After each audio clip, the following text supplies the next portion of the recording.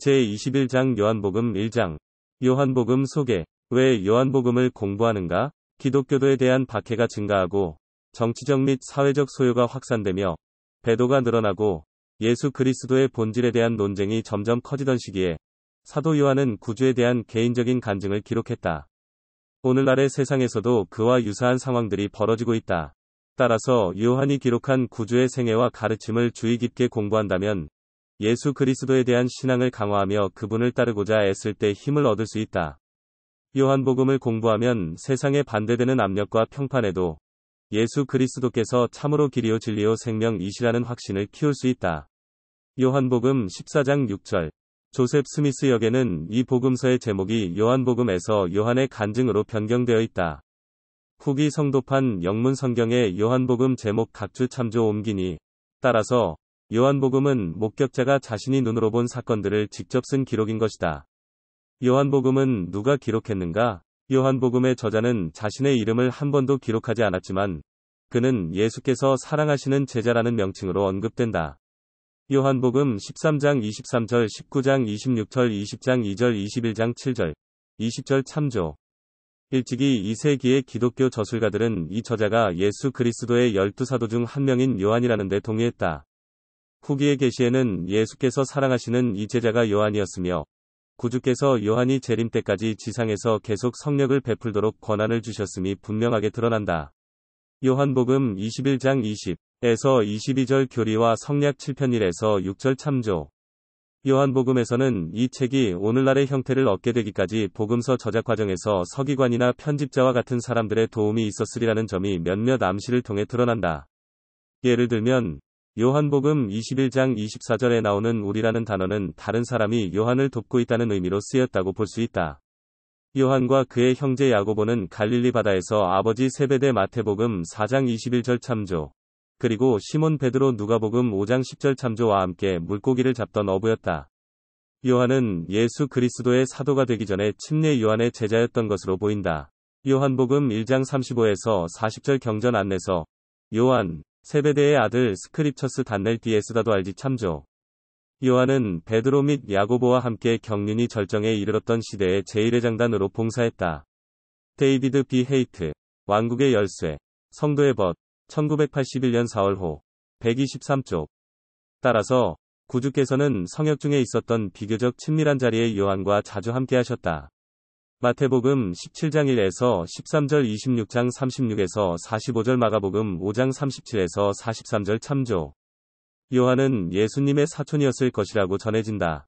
또한 마가복음 16장 1절에 언급된 살로메는 예수님의 어머니인 마리아의 자매이자 야고보와 요한의 어머니였다고 전해진다.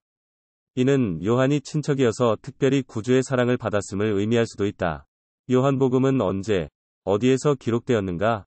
주후 2세기의 초기 기독교 저자들은 요한이 소아시아 현대의 터키에 있는 에베소에서 이 복음서를 기록했다고 주장했다. 요한복음은 주후 60년에서 주후 100년 사이에 기록되었을 것이다. 아마도 요한은 계시록을 저술한 후에 자신의 복음서를 기록했을 것이다. 요한복음은 누구를 위해, 왜 기록되었는가? 요한은 온 세상에서 그리스도의 이름의 특별한 증인 교리와 성약 107편 23절 중 한 사람으로 사도의 부름을 받았기에 그의 기록과 메시지는 일반적인 의미에서 모든 사람을 위한 것이다. 그러나 그의 메시지는 특정 독자층을 위한 것이기도 하다. 12사도 정원회의 브루스 R. 맥콘키 장로는 이렇게 적었다. 요한복음은 성도들을 위한 기록이다. 주로 교회를 위한, 즉 경전 말씀과 그 상징들을 이해하는 사람들과 영적이며 영원한 것들에 관심을 두는 사람들을 위한 복음서이다. 독트리널 뉴 테스터먼트 코멘터리, 삼볼즈, 1965에서 1973년, 1권 65페이지. 요한은 예수께서 하신 말과 행위들을 모두 기록한다면 이 세상이라도 이 기록된 책을 두기에 부족하리라는 것을 알았다. 요한복음 21장 25절 그래서 그는 기록할 내용을 신중하게 선별했다. 주후 1세기 후반의 몇십 년의 기간은 교회 내에서는 배도가, 외부에서는 반대가 늘어나던 때였는데 그런 상황들은 당시에 살던 2세대 또는 3세대 기독교도의 신앙에 엄청난 도전이 되었다. 복음서에서 요한은 자신의 목적이 독자들이 예수께서 하나님의 아들 그리스도이심을 믿게 하려 함이요 또 너희로 믿고 그 이름을 힘입어 생명을 얻게 하려는 것임을 밝혔다. 요한복음 20장 31절. 요한이 묘사한 예수님 생애의 각 장면들은 바로 그 목적에 따라 신중하게 선택되고 구성되었다. 그는 예수님이 하나님의 아들이며 그 사실이 수많은 기적과 증언과 선지자들과 그리스도 자신의 목소리로 증명되었음을 분명하게 확언했다. 바이블 딕셔너리, 존, 가스펠 오브 요한복음에는 어떤 뚜렷한 특징이 있는가? 요한복음에 있는 내용 중 약 92%는 다른 복음서에 나오지 않는다. 이것은 아마도 요한이 염두에 둔 독자층은 예수 그리스도에 대해 이미 기본적으로 알고 있는 교회 회원들로 마태와 마가, 누가가 의도했던 독자층과 분명히 달랐기 때문일 것이다. 요한이 기록한 예수님의 기적들은 이 복음서가 지닌 독특한 특징을 보여주는 한 가지 예이다. 요한이 언급한 7가지 기적 중 5가지는 다른 복음서에 기록되지 않은 것들이다. 마태, 마가, 누가는 예수께서 갈릴리에서 베푸신 성령에 대해 상당히 많은 내용을 언급한 반면 요한은 유대 지역에서 있었던 많은 사건들을 기록했다. 요한복음은 교리적으로 풍성하다. 이 복음서는 하나님의 아들로서 예수께서 지니신 신성, 그리스도의 속죄, 영생, 성신, 믿음의 의미와 중요성을 주요 주제로 삼는다. 다른 어떤 복음서의 저자보다도 요한은 예수께서 하나님의 아들로서 지니신 신성을 강조했다. 요한은 예수님이 하나님 아버지를 언급하신 것을 100차례 이상 기록했으며 요한복음 14장에만도 20차례 이상 언급되어 있다. 요한복음 21장을 제외한 요한복음의 모든 장에 하나님 아버지가 언급되어 있기도 하다. 요한이 기여한 주요 공헌 중 하나는 구주께서 돌아가시기 직전에 몇 시간 동안 제자들에게 주신 가르침을 기록으로 남긴 것이다. 그 기록에는 구주께서 겟세마네에서 고난을 겪으셨던 밤에 드린 위대한 중보 기도도 포함되어 있다. 이 가르침에 대한 기록은 요한복음 13에서 17장 요한복음의 전체 분량 중 18% 이상을 차지하며 이를 통해 우리는 구주의 교리와 그분이 제자들에게 기대하시는 바를 더 잘 이해할 수 있다. 요한복음에는 예수 그리스도에 대한 칭호 중 다른 복음서에는 나오지 않는 몇 가지가 실려 있다. 예를 들면 말씀 요한복음 1장 1에서 2절 참조, 하나님의 어린 양 요한복음 1장 29절, 36절 참조, 세상의 빛 요한복음 8장 12절 9장 5절 참조, 선한 목자 요한복음 10장 11절, 14절 참조 등이다. 다른 어떤 복음서 저자보다도 요한은 예수께서 자신의 신성에 대해 하신 간증과 요한복음 5장 17에서 37절 8장 23에서 59절 10장 30에서 38절 16장 27에서 28절 참조, 자신이 구약의 여호와라고 하신 간증을 요한복음 4장 26절 8장 58절 참조 더 많이 기록했다. 개요. 요한복음 1장. 제자 요한이 침례 요한의 말을 인용했다. 교리와 성약 93편 6에서 18 참조.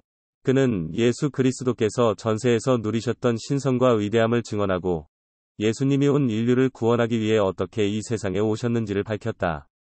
예수께서 침례를 받으시고 제자들을 부르셨다. 요한복음 2에서 4장. 예수 그리스도께서 물을 포도주로 변화시키셨다. 예수께서 니고데모에게 영적 거듭남에 관해 가르치시고 우물가의 여인에게 자신이 그리스도임을 증거하셨다. 또한 그분은 왕의 신하의 아들을 고치셨다. 요한복음 5에서 7장. 구주께서 베데스다 못에서 다리 저는 사람을 고치시고 자신의 신성한 권능과 권세를 나타내 보이셨다. 예수께서 5,000명을 먹이신 후 생명의 떡에 대해 설교하셨다. 초막절에 그분은 자신이 메시아이며 자신을 받아들이는 사람만이 영생을 얻을 수 있다고 선언하셨다. 요한복음 8에서 10장. 예수께서 음행 중에 잡혀온 여인의 경험을 통해 연민과 회개에 관해 가르치시고 온 인류를 심판하는 자신의 신성한 권리를 설명하셨다. 또한 그분은 맹인으로 태어난 사람을 고치셨고 자신을 자기 양을 사랑하고 돌보며 그들을 위해 목숨을 바치는 선한 목자로 묘사하셨다. 요한복음 11에서 13장. 주 예수 그리스도께서는 죽음을 이기는 권능을 증명하려 나사로를 죽음에서 살리셨다. 예수께서 당당하게 예루살렘으로 들어가셨으며 자신을 따르는 사람들이 하나님 아버지와 함께 영광을 누리도록 그들을 이끌겠다고 약속하셨다. 예수께서 마지막 만찬 중에 제자들의 발을 씻기고 서로 사랑하라고 가르치셨다. 요한복음 14에서 16장. 예수께서 제자들에게 사랑과 순종의 관계를 가르치셨다. 또한 그분은 제자들에게 보혜사 성신을 보내어 개인적으로 성령을 베풀게 하겠다고 약속하셨다. 예수께서 자신은 참포도나무이며 자신이 세상을 이기었다고 말씀하셨다. 요한복음 17에서 19장. 예수께서 위대한 중보 기도를 하고 배반당하여 체포되고 재판받고 유죄 판결을 받으셨다. 그분은 십자가에 달려 고통을 겪은 후 사망하여 매장되셨다. 요한복음 20에서 21장. 부활하신 예수 그리스도께서 동산 무덤에서 막달라 마리아에게 나타나신 후 예루살렘에 있는 몇몇 제자에게 나타나셨다. 여드레 후에 그분은 제자들을 다시 방문하셨는데 그 자리에는 도마도 있었다. 또 다른 날에는 갈릴리 바다에 있는 7 제자에게 나타나시어 사람들에게 성령을 베풀라고 명하셨다. 요한복음 1장 소개 및 연대. 12사도 정원의 브루스 알 맥콩키 장로는 요한복음이 지니는 독특한 가치와 유익을 다음과 같이 설명했다. 요한복음에는 예수께서 하나님의 아들인 것에 대한 가장 설득력 있는 간증이 들어있다. 또한 가장 상세한 비유와 상징이 담겨 있으며 좀 더 깊이 있는 교리적 개념이 다수 실려 있다. 독트리널 뉴 테스터먼트 코멘터리 3권 371페이지. 요한복음의 서막을 여는 첫 번째 장은 예수 그리스도께서 전세에 누리셨던 신성을 설명하고 있으며 하나님 아버지의 사자로서의 그분의 역할을 부각시키고 또한 그분만이 하나님 아버지에게로 돌아가는 유일한 길임을 역설하면서 사람들이 예수 그리스도를 따르게 하는 데 개인적인 간증이 미치는 영향력을 강조하고 있다. 요한은 구주를 말씀 요한복음 1장 1절, 이 세상의 창조주 요한복음 1장 3절 참조, 생명 요한복음 1장 4절, 빛 요한복음 1장 7절으로 소개했다. 그는 예수 그리스도께서는 아버지의 독생자이시며 요한복음 1장 14절, 자신을 받아들이는 모든 사람에게 하나님의 자녀가 되는 권능을 주신다고 요한복음 1장 12절 간증했다. 요한은 또한 다른 제자들이 예수님의 신성을 간증한 내용도 기록했다. 침례 요한은 예수께서 이 세상의 죄를 없애기 위해 보내진 하나님의 어린 양임을 간증했다. 요한복음 1장 29절. 안드레는 예수님이 메시아이시라고 간증했는데 메시아는 번역하면 그리스도이다. 요한복음 1장 41절. 그리고 나다나엘 역시 구주께 당신은 하나님의 아들이시요 당신은 이스라엘의 임금이로소이다 라고 말했다. 요한복음 1장 49절. 요한복음 1장 주에. 요한복음 1장 1에서 34절. 후기 성도판 영문 성경 조셉 스미스 역 수정. 후기 성도판 영문 성경 조셉 스미스 역에는 요한복음 1장 1에서 34절에서 많은 부분이 수정되어 있다. 경전 안내서에 나오는 이런 수정은 경전 본문을 명확하게 설명하는 중요한 역할을 한다. 요한복음 1장 1절. 예수 그리스도께서 말씀으로 불리시다. 말씀은 예수 그리스도의 칭호로 경전의 여러 부분에 나온다. 요한복음 1장 1절, 14절 요한 1서 1장 1절 요한계시록 19장 13절 교리와 성약 93편 8에서 10절 못에서 1장 32절 참조. 12사도 정원의 러셀 M 넬슨 회장은 구주의 칭호인 말씀의 의미를 다음과 같이 설명했다. 그리스어 신약전서에서 말씀은 로고스, 즉 표현입니다. 그것은 주님의 또 다른 이름입니다. 그 용어는 생소하게 보일 수도 있지만 적절한 것입니다. 우리는 우리의 표현을 다른 사람들에게 전달하기 위해 말을 사용합니다. 그래서 예수님은 세상에 대한 하나님 아버지의 말씀 또는 표현인 것입니다. 그리스도이신 예수님장 우리의 주님이며 그 이상의 분이심. 리아호나 2000년 4월호 4에서 5쪽.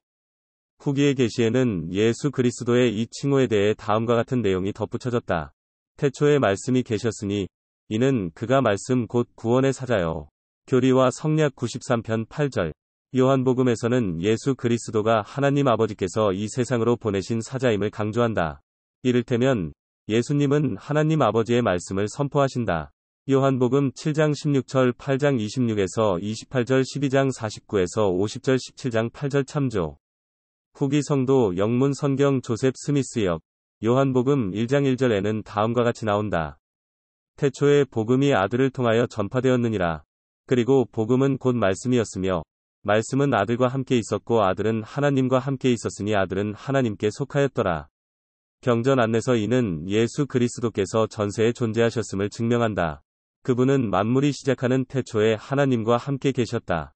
또한 이 내용은 그분이 맡으신 구원의 사명이 전세에서 시작되었음을 확언한다. 그분은 말씀, 곧 구원의 사자이셨으며 교리와 성약 93편 6에서 8절 참조. 태초에 복음을 가르치셨다. 경전의 다른 곳에서 우리는 예수 그리스도께서 전세의 위대한 여호와이셨음을 배운다. 제3 니파이 15장 5절 교리와 성약 110편 3에서 4절 참조. 요한복음 1장 1에서 2절. 예수 그리스도께서 태초에 하나님과 함께 계셨다. 사복음서 모두 예수 그리스도께서는 하나님의 아들이심을 증거하지만 요한복음은 예수님의 전세에 대해 가르치는 유일한 복음서이다. 요한복음 1장 1에서 2절 참조. 후기의 경전에서는 예수 그리스도께서 전세에 존재하셨음과 그분의 위대함에 대한 수많은 진리를 확언해준다. 구주께서는 선지자 조셉 스미스에게 이렇게 말씀하셨다. 나는 태초에 아버지와 함께 있었나니 나는 장자니라. 교리와 성략 93편 21절. 아브라함서에는 전세의 그리스도가 하나님과 같으신 이로 아브라함서 3장 24절 묘사되어 있다. 모세서에는 예수 그리스도가 하늘 아버지의 사랑하는 아들이며 태초부터 사랑하는 자요 택한 자였고 이미 이 세상이 있기 전부터 아버지여 당신의 뜻이 이루어지이다. 그리고 영광이 영원토록 당신의 것이 되기를 원하나이다 라고 말씀하셨음이 기록되어 있다. 모세서 4장 2절 또한 아브라함서 3장 27에서 28절 참조. 조셉 스미스 역, 요한복음 1장 1에서 14절 경전 안내서. 이들 선구에는 예수 그리스도께서 우리를 위해 무엇을 하셨다고 나오는가? 이 선구들은 여러분과 구주의 관계를 이해하는 데 어떻게 도움이 되는가? 요한복음 1장 3절, 10절. 예수 그리스도께서는 하나님 아버지의 지시를 따른 창조주이시다.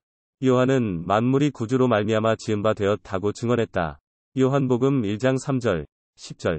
구주께서는 무수한 세상 과못에서 1장 33절. 이 땅과 같은 수백만의 땅 못에서 7장 30절. 그리고 태초로부터 만물을 모사이아서 3장 8절 창조하셨다. 12사도 정원회의 제임스 이탈메지 장로는 예수 그리스도께서 창조주로서 하신 역할에 대해 다음과 같이 기록했다. 아버지는 아들을 통하여 창조 사업을 행하셨다. 그러므로 아들은 아버지의 뜻과 명령과 말씀을 실제로 집행한 자였다. 따라서 사도 요한이 아들 예수 그리스도를 말씀이라고 지칭한 것과 아버지께서 권능의 말씀이라 한 것은 극히 적절한 처사이다. 요한복음 1장 1절 모세서 1장 32절 예수 그리스도 33쪽. 그러나 하나님 아버지께서는 두 가지 창조적 사건을 담당하셨다. 첫째, 그분은 그리스도를 포함하여 모든 영의 아버지이시다. 둘째, 그분은 인간의 육신을 지은 창조주이시다. 모세서 2장 27절 참조. 브루스 아르 맥콩키 A New Witness for the Articles of Faith 1985, 63. 요한복음 1장 6에서 8절, 15에서 18절, 23에서 34절. 침례 요한은 주 예수 그리스도의 증인이었다. 브루스 알 맥콩키 장로는 요한복음 1장 1에서 18절에 대해 다음과 같이 기록했다. 후기의 계시를 통해 우리는 사도이자 계시자이며 사랑받는 제자였던 요한의 복음서 첫 부분이 원래는 침례 요한이 남긴 기록이라는 것을 알고 있다.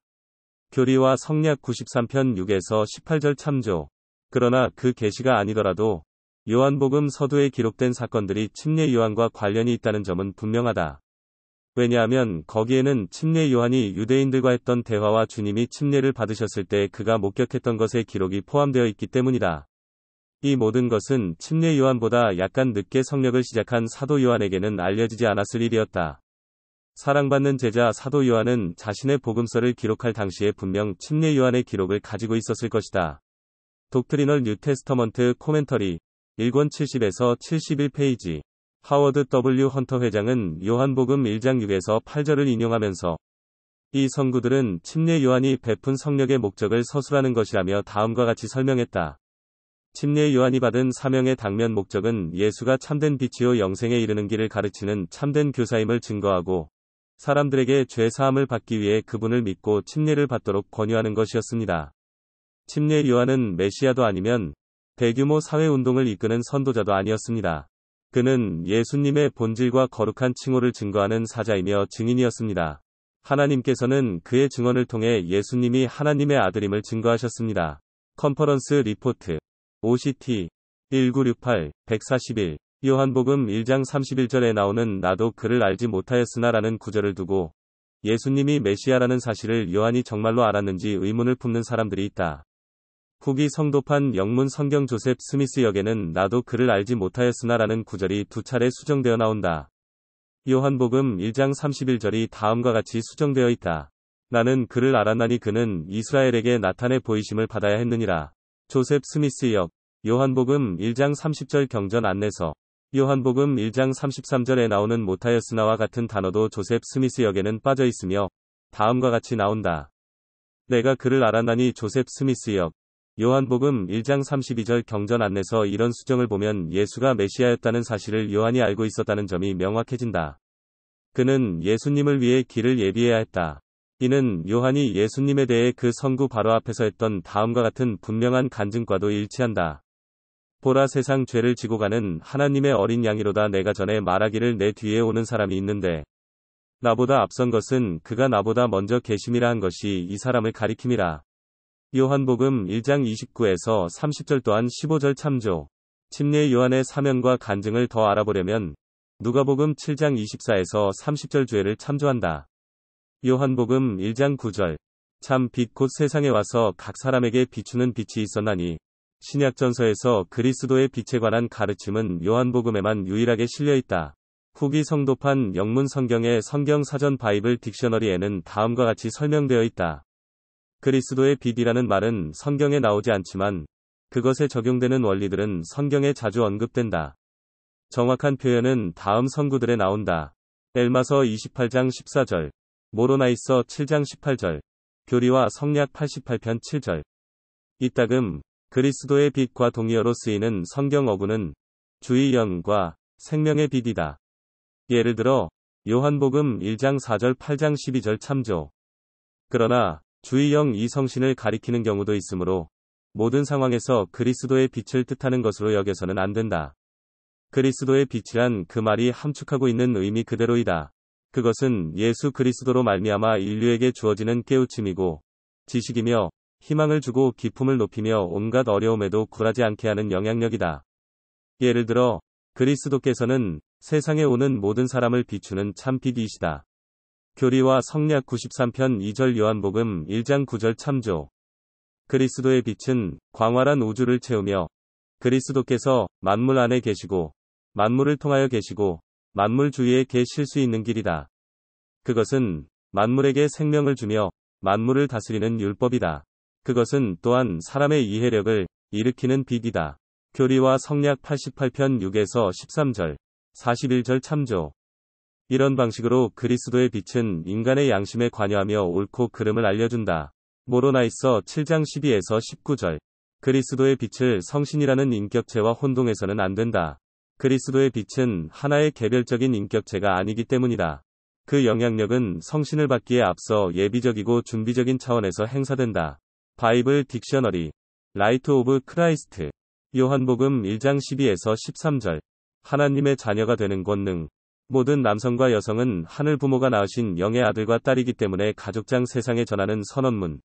리아호나 2010년 11월호 129 참조.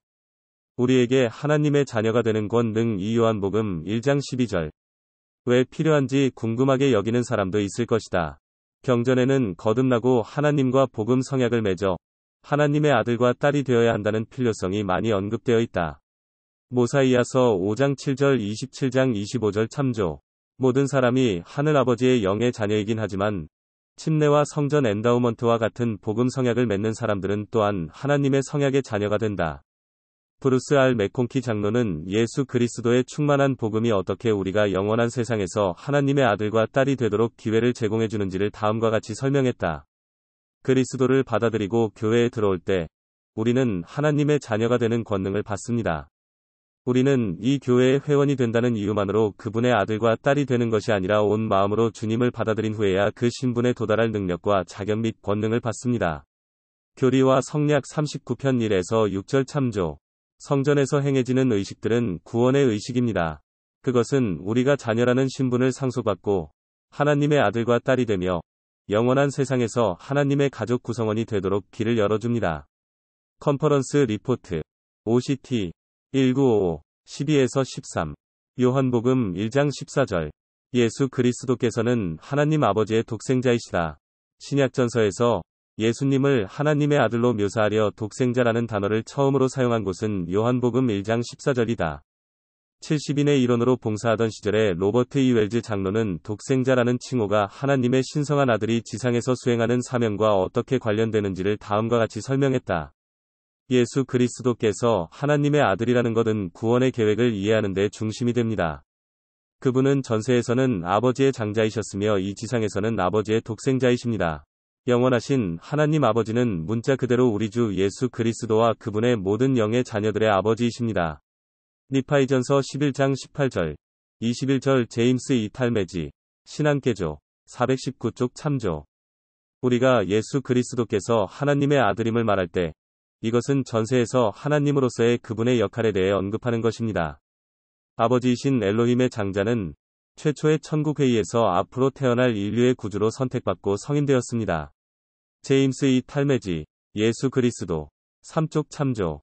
예수님은 또한 이 지구와 우리의 태양계, 은하계와 수없이 많은 세계를 조직하고 창조하도록 아버지께서 선택하여 보내신 분입니다. 예수 그리스도는 과거나 현재의 구약전서의 여호와시요, 아담과 노아의 하나님이시요, 아브라함과 이삭과 야곱의 하나님이십니다. 여호와는 고대의 선지자들에게 나타나 말씀하셨습니다. 그분이 말씀하실 때 아버지를 대신하여 그렇게 하셨으며, 그분은 아버지께서 하실 말씀을 대신하셨습니다. 구약전서의 여호와는 신약전서의 예수 그리스도이시며 필멸의 몸으로 태어나셨습니다. 하나님의 아들은 또한 육신을 입은 독생자라는 명칭을 의미합니다. 고대와 현대 경전에는 예수 그리스도의 신성을 강조하기 위해 독생자라는 호칭이 사용되었습니다. 이 호칭은 예수님의 육신이 필멸의 어머니와 불멸의 영원하신 아버지로부터 물려받은 것임을 의미하는데, 이 근본적인 진리는 속죄에 있어서 매우 중대한 것이며, 이 속죄는 보통 사람이 달성할 수 없었던 최상의 행위였습니다. 그리스도는 하나님 아버지로부터 불멸을 상속받았기 때문에 자신의 생명을 버릴 권능도 있고 그것을 다시 얻을 권능도 있었습니다. 모친인 마리아로부터 그리스도께서는 필멸의 권능, 또는 죽을 수 있는 권능을 상속받았습니다. 세상에 전하는 우리의 메시지, 성도의 벗, 1996년 1월호, 65쪽. 요한복음 1장 14절, 16에서 17절. 예수 그리스도께서는 은혜와 진리가 충만하시다. 신약전서에서 예수 그리스도를 은혜와 진리가 충만한 분으로 묘사한 것은 요한복음 1장 14절이 유일하다. 후기의 경전에서 구주를 은혜와 진리가 충만한 분으로 묘사한 것은 7차례나 더 있다. 요한복음 1장 16에서 17절에 설명되어 있듯이 구주께서는 당신의 충만함을 우리와 나누신다.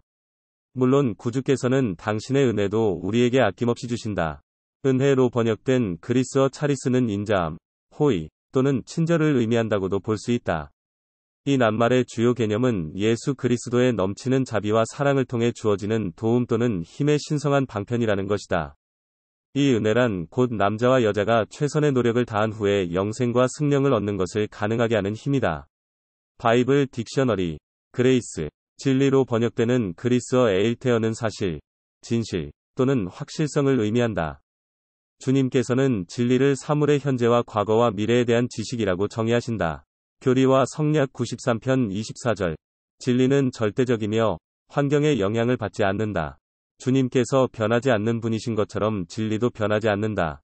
교리와 성약 93편 30절 몰몬서 9장 19절 교리와 성약 20편 17절 참조. 다음 참조 성구들은 구주께서 어떻게 은혜와 진리가 충만한 분이신지를 이해하는 데 도움이 될 것이다.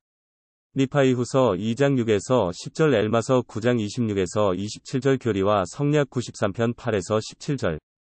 요한복음 1장 18절.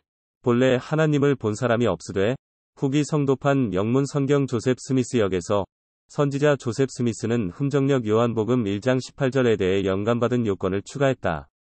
하나님께서 아들을 증언하셨던 때를 제외하고는 어떠한 때에도 하나님을 본 사람이 없나니 이는 그를 통하지 아니하고서는 어떠한 사람도 구원받을 수 없음이니라. 조셉 스미스 역, 요한복음 1장 19절 경전 안내서.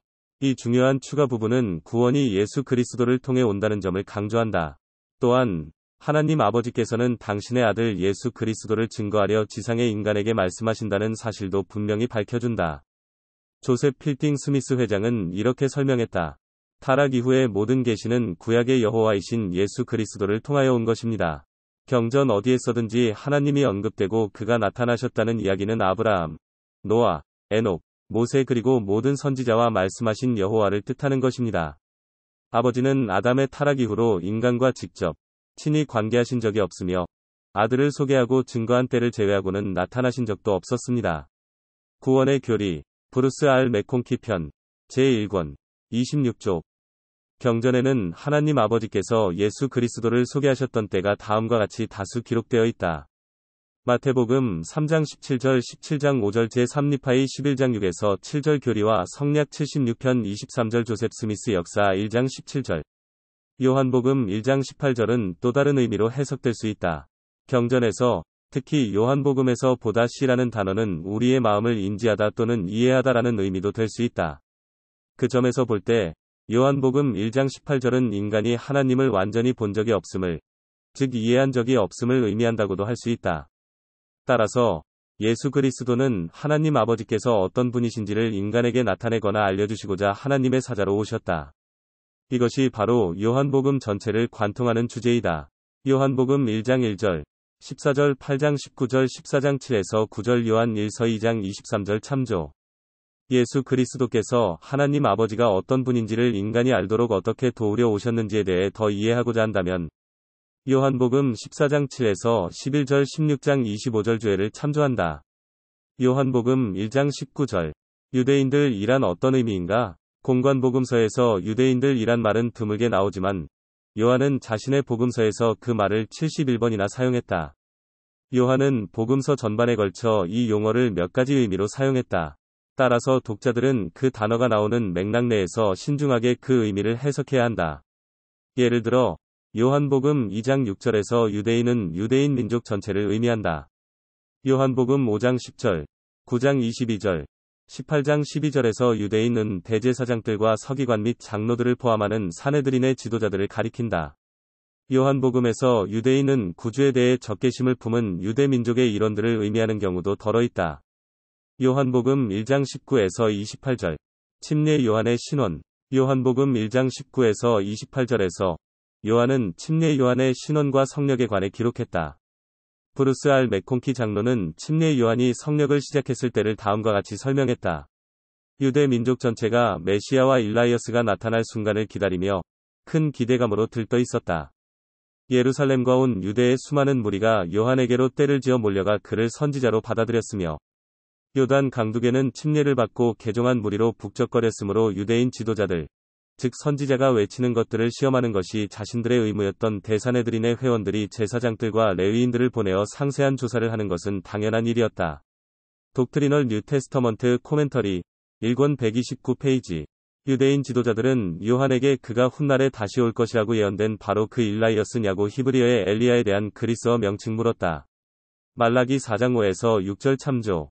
후기 성도판 영문 성경 조셉 스미스 역에서 주님께서는 요한이 유대인 지도자들에게 대답한 내용을 좀 더 정확하게 계시해 주셨는데 그 대답을 살펴보면 요한은 자신의 사명이 메시아를 위해 길을 예비하는 것임을 알고 있었다. 그들이 캐묻자 요한은 드러내어 자신이 일라이어스임을 부인하지 아니하였고 오히려 드러내어 이르되 나는 그리스도가 아니라 하더라. 조셉 스미스 역 요한복음 1장 21절 경전 안내서. 제사장들과 레위인들은 분명히 알지 못했지만 요한은 일라이어스라는 명칭에 여러 가지 의미가 있음을 알았다. 바이블 딕셔너리 엘라스 경전 안내서. 일라이어스. 요한은 한 명이 일라이어스였으며 그것은 메시아에 앞서 길을 예비하는 사람을 의미한다. 그러나 그는 그 일라이어스, 즉 메시아인 예수 그리스도는 아니었다. 요한은 또한 그리스어 이름이 일라이어스인 선지자 엘리야도 아니었다. 나는 만물을 회복하게 될 일라이어스가 아니라 나는 선지자 이사야가 말한 것 같이 주의 길을 곧게 하라고 광야에서 외치는 자의 소리이니라. 조셉 스미스 역 요한복음 1장 22절, 24절 경전 안내서. 요한의 간증은 자신이 예비자라는 사명을 하나님으로부터 받았으며 자기 뒤에 오시는 자신보다 앞선 분의 신성을 잘 알고 있었다는 점에 대해 의문의 여지를 남기지 않았다. 나는 물로 침례를 베풀거니와 너희 가운데 너희가 알지 못하는 한 사람이 서리니 그는 내가 증언하는 분이시니라. 그가 그 선지자요 바로 일라이어스시니 그는 내 뒤에 오시나 나보다 앞선 분이시니라. 나는 그의 신발끈을 풀기도 감당하지 못하며 그의 자리는 내가 채울 수 없느니라. 이는 그가 침례를 베풀려니와 물로서뿐만 아니라 불로서 또 성신으로서 그리할 것임이니라. 조셉 스미스 역 요한복음 1장 27에서 28절 경전 안내서. 요한이 자신이 엘리야가 아니라고 하자 유대인 지도자들은 그에게 네가 그 선지자냐 하고 물었다. 요한복음 1장 21절. 그들의 질문은 신명기 18장 15절에서 모세가 언급한 다음 예언을 말하는 것으로 보인다. 내 하나님 여호와께서 너희 가운데 내 형제 중에서 너를 위하여 나와 같은 선지자 하나를 일으키시리니 너희는 그의 말을 들을지니라. 그러나 요한이 자신은 그리스도가 아니라고 말했는데도 그에게 그 선지자냐고 물음으로써 이 유대인들은 자신들이 모세가 예언한 메시아의 본질을 이해하지 못했음을 드러냈다. 예수님 시대의 많은 유대인들은 모세와 같은 선지자가 오기를 기대했지만 모세는 메시아가 아니었다. 그 사실은 이후에 예루살렘에 거주하는 수많은 무리 중에서 어떤 사람들은 예수 그리스도를 그 선지자라고 외친 반면 또 다른 사람들은 그분을 그리스도라고 주장한 점에서 분명히 드러난다. 요한복음 7장 40에서 41절 또한 6장 14절 참조. 광야에서 복음을 전파하는 침례 요한. 로버트 베렛 침례 요한은 예수 그리스도를 위해 길을 예비했다. 요한복음 1장 28에서 34절. 이 일은 베다바라에서 일어난 일이니라. 니파이는 요한이 요단 건너편 베다바라에서 침례를 베풀 것이며 참으로 그가 메시아에게 물로 침례를 줄 것이라 고 니파이전서 10장 9절 예언했다. 개역개정판 한글 성경에는 베다니로 번역되어 있으나 후기 성도판 영문 성경 요한복음 1장 28절에는 베다바라로 나옴 옮기니 구주께서는 요단강이 사해로 흘러 들어가는 지점 부근에서 침례를 받으신 것으로 여겨진다. 이 지역은 대략적으로 여호수아가 광야에서 유랑하던 고대 이스라엘 백성들을 이끌고 기적적으로 요단강을 건너 약속의 땅으로 들어간 곳이기도 하다. 지리적으로 이곳은 지상에서 가장 낮은 지점에 있는 담수 지역이다. 러셀 M. 넬슨 회장은 이 장소가 띠는 상징성이 어떻게 구주의 사명과 우리 자신이 받는 침례의 의미에 대해 더 많은 것을 통찰하게 해주는지를 다음과 같이 설명했다. 요단강은 예수께서 요한에게 침례를 받기 위해 선택하신 장소였습니다. 이 성스러운 의식이 지구상에서 사실상 가장 낮은 위치에 있는 담수에서 행해졌다는 것은 중요한 의미가 있을까요? 그분이 내려갔다가 올라오신 낮은 위치의 심연을 상징하기 위해 그보다 더 좋은 장소를 선택하실 수 있으셨을까요? 그분은 글자 그대로 모든 것 아래로 내려갔다가 모든 것 위로 오르시는 본보기를 보이심으로써 우리를 가르치셨습니다. 분명히 그분이 받으신 침례의 방식에 따라 침례를 받는다면 순종과 노력을 통해 우리도 심연에서 우리의 운명이라는 높은 고지로 오를 수 있습니다. 우리에게 요단강은 성스러운 물줄기입니다. 요단은 이스라엘 자손들의 방랑 생활에 종지부를 찍은 곳입니다. 나일 강둑에서 시작한 여행이 그곳까지 이어졌습니다. 여호수아가 약 60만 명의 장정과 그들의 가족들을 이끌고 홍수기에 소용돌이치는 그 강을 건너려 했을 때 물길이 갑자기 멈추어 한 곳에 쌓이기 시작했습니다. 그리고 충실한 이스라엘인들은 언약궤를 메고 물이 없는 강바닥을 건널 수 있었습니다. 여호수아 3장 참조. 베다바라는 히브리어로 건너는 집을 의미합니다. 그리스도께서 요단강에서 침례를 받기 위해 이 장소를 택하신 것은 오래전 그 충실한 이스라엘 백성들이 여호수아의 지시에 따라 그 강을 건넌 것을 조용히 기념하기 위해서 그리고 그 침례를 통해 영적인 면에서 하나님의 왕국으로 건너가는 것을 상징하기 위함이 아니겠습니까? Why this Holy Land? 텍 1989, 15. 이 기사에서 우리는 상징적인 통찰을 더 이끌어낼 수 있다. 조사 여호수아라는 이름은 히브리어이며 그리스어로는 이저스이고 이후에 라틴어로 이에서 나중에 지저스 예수가 되었다. 따라서 여호수아가 요단강을 건넌 것은 미래의 예수 그리스도께서 침례받으실 것을 나타내는 예표 또는 전조로 볼 수 있다. 흠정력 성경의 요한복음 1장 28절은 조셉 스미스역 요한복음 1장 34절로 나온다. 경전 안내서 참조. 이 수정 내용은 요한복음 1장 29에서 34절에 묘사된 예수님의 침례가 베다바라에서 있었음을 명확히 밝혀준다. 요한복음 1장 29절, 36절. 하나님의 어린 양 또한 요한계시록 5장 6에서 12절 참조. 신약전서의 저자 중 요한이 유일하게 구주께 어린 양이라는 칭호를 사용했다. 요한복음에서 예수님이 어린 양으로 불린 것은 두 차례이며 요한복음 1장 29, 36 또한 요한이 저술한 요한계시록에도 어린 양이라는 칭호가 20번 이상 나온다. 이 외에 신약전서에서 예수 그리스도가 어린 양에 비유되는 것은 두 차례가 더 있다. 사도행전 8장 32에서 35절, 베드로전서 1장 19절 참조. 몰몬경에서 선지자 니파이도 하나님의 어린 양이라는 표현을 자주 사용했다. 니파이전서 11에서 14장 니파이후서 31장 참조. 러셀 M. 넬슨 회장은 예수 그리스도께서 하나님의 어린 양으로서 속죄를 통해 희생에 대한 모세 율법을 성취하셨다며 이렇게 가르쳤다. 구약에는 속죄에 대해 많은 관련 선구가 있는데 그것은 동물의 희생을 요구했습니다. 아무 동물이나 바치지 않았으며 특별히 다음과 같은 사항이 고려되었습니다. 양떼 중에 흠없는 첫 새끼를 선택하여 레위기 5장 18절 27장 26절 참조. 그 피를 흘림으로써 그 동물의 생명을 바쳤고 레위기 9장 18절 참조. 뼈를 부러뜨리지 않고 죽였으며 출애굽기 12장 46절 민수기 9장 12절 참조. 한 동물이 다른 동물들을 대신해서 희생되었습니다. 레위기 16장 10절 참조. 그리스도의 속죄는 구약의 이 상징들을 실현했습니다. 그분은 하나님의 흠없는 첫 번째 어린 양이었습니다. 그분의 희생은 피 흘림으로 이루어졌습니다. 예수님의 뼈는 하나도 부러지지 않았는데 이것은 주님과 함께 십자가에 매달렸던 두 강도의 다리가 부러졌다는 점에서 주목할 만한 것입니다. 요한복음 19장 31에서 33절 참조. 그리고 그분의 생명은 다른 사람들을 대신해서 희생되었습니다.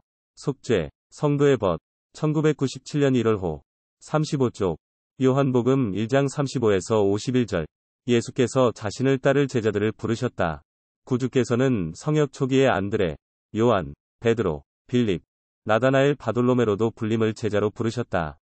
요한복음 1장 35에서 51절 참조. 이들 중 적어도 2명, 즉 안드레와 또 다른 제자인 아마도 요한은 침례 요한의 제자였으나 구주께서 말씀하시는 것을 듣자마자 그분을 따랐다. 요한복음 1장 35에서 37절 참조. 로버트 제이 매튜는 이렇게 적었다. 침례 요한은 공식적인 성역 동안 자신을 따르는 이들, 즉 자신을 랍비로 요한복음 3장 26절 불렀던 제자들을 모아 그들에게 금식하고 마태복음 9장 14절 마가복음 2장 18절 누가복음 5장 33절 기도하도록 누가복음 11장 1절 가르쳤다. 요한이 재촉하자 그의 제자 중 다수가 그를 떠나 예수님을 따랐으나 일부는 요한에게서 자신이 메시아가 아니라는 말을 분명히 들었음에도 그의 곁에 남아 있었다. 처음에 요한을 따랐던 이들 중 일부는 나중에 예수님이 사도로 선택하신 12명 가운데 속하였다. 이들 중 한 명은 야고보의 형제인 요한이며 또 한 사람은 베드로의 형제인 안드레이다. A 버닝 라이트 더 라이프 앤드 미니스트리 오브 존 더 베프티스트 1972, 37에서 38. 12사도 정원의 제프리 알 홀런드 장로는 제자가 되는 것에 대해 가르쳤는데 특히 제자들이 부름을 받아 예수님을 따르게 되었을 때 그들이 했던 경험에서 배울 수 있는 교훈을 다음과 같이 설명했다.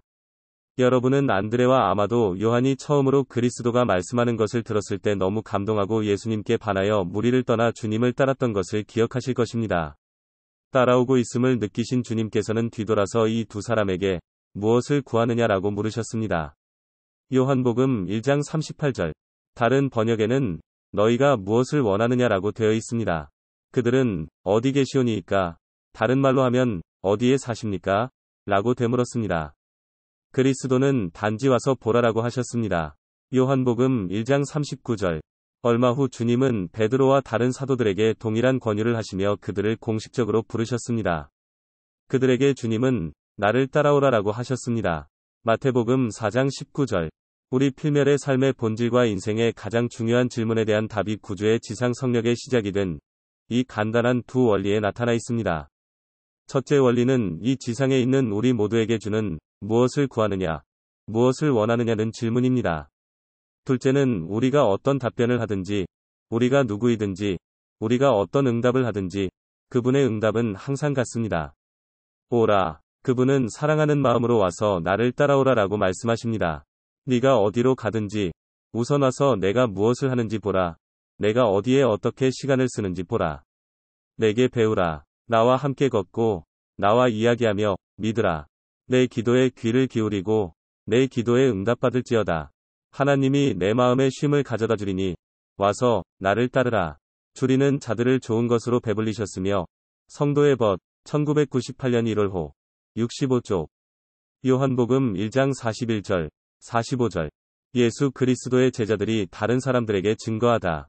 12사도 정원의 데이비드 B. 헤이트 장로는 구주께서 요한과 안드레를 만나셨던 때에 관해 자세히 이야기했다. 그 두 사람은 예수님을 따라 그분이 사시는 곳으로 갔으며 얼마간 그분과 함께 지냈다. 요한복음 1장 35에서 39절 참조.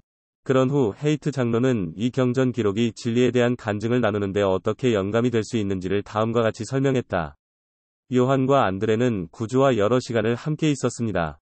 그분의 면전에 있다고, 그분과 함께 앉아 그분의 눈을 볼 수 있다고 생각해 보십시오. 그리고 그분이 누구이시며 왜 이 세상에 오셨는가를 설명하시는 그분의 말씀을 들을 수 있다고 상상해 보십시오. 그리고 그 젊은이들에게 말씀하시는 그분의 목소리를 들을 수 있다고 생각해 보십시오. 그들은 그분의 손을 잡았을 것입니다. 그들은 그분의 말씀을 들으면서 그분의 고귀하고 훌륭한 성품을 느꼈을 것입니다. 그 만남이 있은 후 기록은 안드레가 이 사실을 누군가와 나누어야 했기 때문에 그의 형제 시몬을 찾아갔다고 말하고 있습니다. 안드레가 그의 형제 시몬을 발견했을 때 그는 시몬에게 이렇게 말했습니다. 우리가 메시아를 만났다.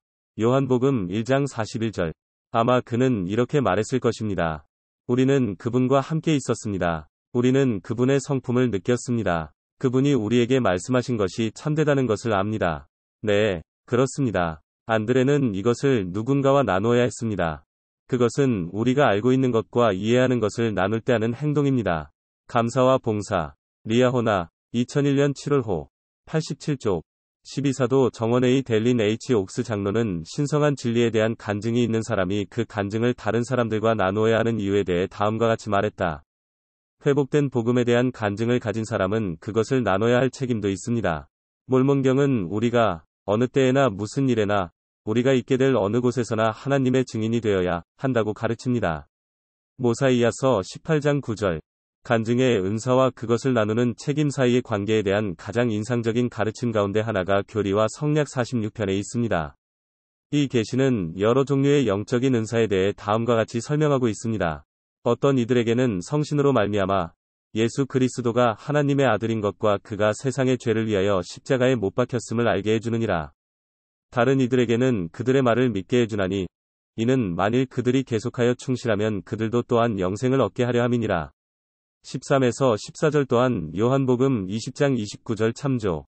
아는 은사를 받은 사람들은 그들의 말을 믿는 은사를 받은 사람들도 영생을 얻을 수 있도록 그들의 증거를 나눌 명백한 책임이 있습니다.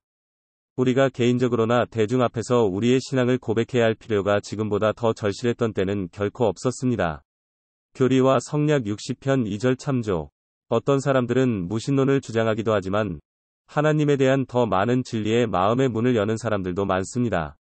이렇게 진지하게 구하는 사람들에게 우리는 영원하신 아버지 하나님과 우리의 주님이요 구주이신 예수 그리스도의 신성한 사명과 회복의 실제성에 대해 증언해야 합니다. 우리는 예수에 대한 간증에 용감해야 합니다. 간증. 리아호나, 2008년 5월호, 27쪽. 요한복음 1장 42절. 베드로가 선견자로 부름을 받았다. 요한복음 1장 42절에 기록되어 있듯이 구주께서는 베드로를 제자로 부르실 때 그에게 또 다른 이름을 주셨다. 후기 성도판 영문 성경 조셉 스미스 역에는 그 이름에 관하여 다음과 같은 내용이 추가되어 있다. 네가 요나의 아들 시몬이니 장차 게바라 하리라 하시니라. 게바는 번역하면 선견자 또는 돌이니라. 조셉 스미스 역.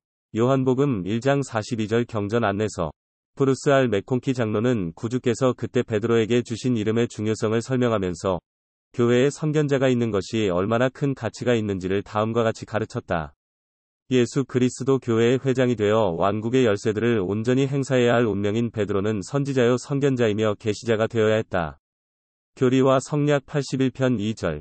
나중에 이 부름을 받게 될 전조로서 예수님은 수석 제자에게 개발하는 새로운 이름을 부여하시는데 그 이름은 선견자 또는 돌을 의미한다.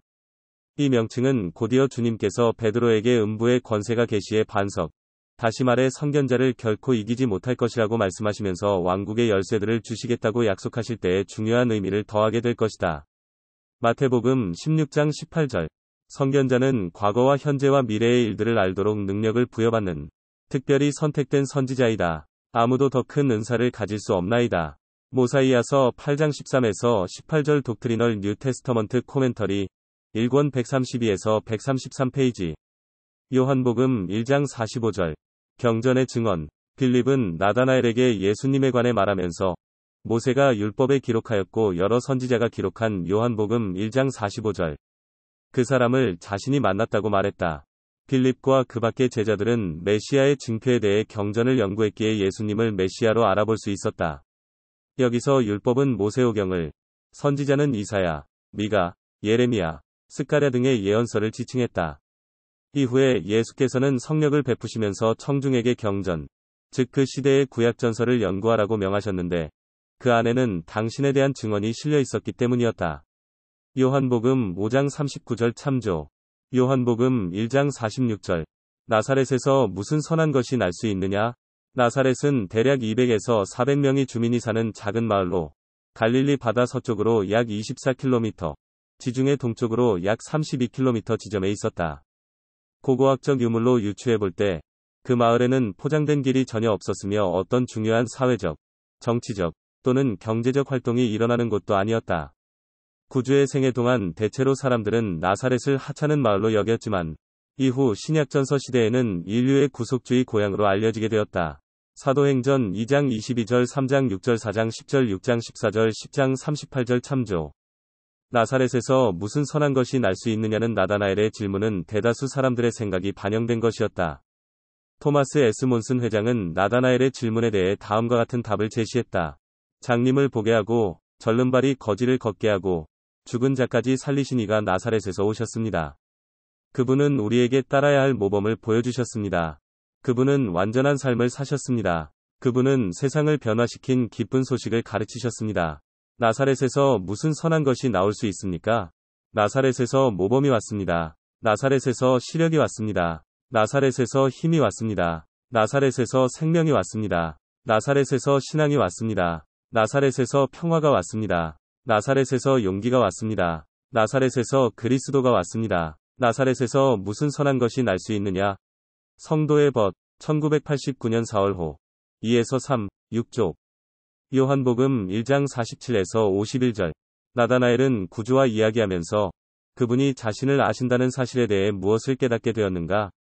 여러분의 삶에서 구주께서 여러분을 완전히 아신다는 사실을 보여주는 어떤 증거를 보았는가?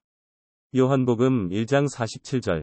간사한 것이 없도다. 12사도 정원의 조셉 B. 워슬린 장로는 구주께서 나다나엘에 대해 간사한 것이 없는 사람이라고 요한복음 1장 47절 하신 말씀을 언급하면서 그 말이 의미하는 바를 다음과 같이 설명했다. 간사함이 없다는 것은 생각이나 행동에 기만이나 교활함이나 위선 및 부정직이 없다는 것입니다.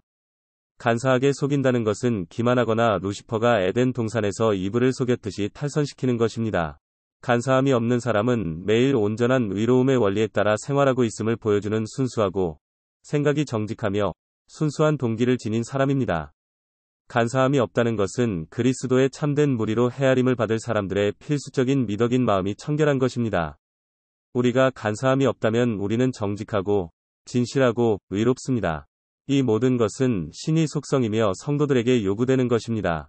정직한 사람들은 공평하며 하는 말이 진실하며 그 처사가 올바르고 괴사가 없고 도적질하지 않고 거짓이나 기만적인 행동을 하지 않습니다. 저는 교회 회원들에게서 간사함이 없어야 할 필요성은 다른 어느 때보다 지금 더욱 시급한 문제로 생각하는데 이는 세상의 많은 사람들이 이 미덕의 중요성을 분명히 이해하지 못하고 있기 때문입니다. 간사함이 없나니 성도의 벗, 1988년 7월호. 87에서 88쪽. 요한복음 1장 51절. 예수 그리스도께서는 인자이시다. 인자라는 칭호에 대한 설명을 보려면 마태복음 8장 20절 9장 6절 10장 23절 11장 19절 12장 8절 32절 40절 주애를 참조한다. 생각해볼 점. 예수 그리스도께서 이 지구의 창조주이심을 아는 것은 왜 중요한가? 요한복음 1장에 기록된 간증들은 구주가 어떤 분이신지를 이해하는 데 어떻게 도움이 되는가? 그 간증들은 구주에 대한 우리 자신의 간증을 어떻게 강화해 주는가? 제안 과제. 요한복음 1장을 복습하고 구주에 대한 여러 이름과 칭호 및 역할을 찾아 목록으로 작성한다. 그런 후 그중 2개를 선택하여 공부한다. 그 2가지 이름이나 칭호 또는 역할이 여러분에게 중요한 이유를 한 단락으로 설명한다. 구주에 대한 여러분의 간증을 나눌 수 있는 친구, 친척, 지인들의 이름을 적는다. 구주에 대해 어떤 것을 그들에게 말할지 곰곰이 생각해본다. 여러분이 알고 관심을 두는 사람들에게 예수 그리스도에 대한 간증을 나눌 기회를 찾기 위해 기도한다.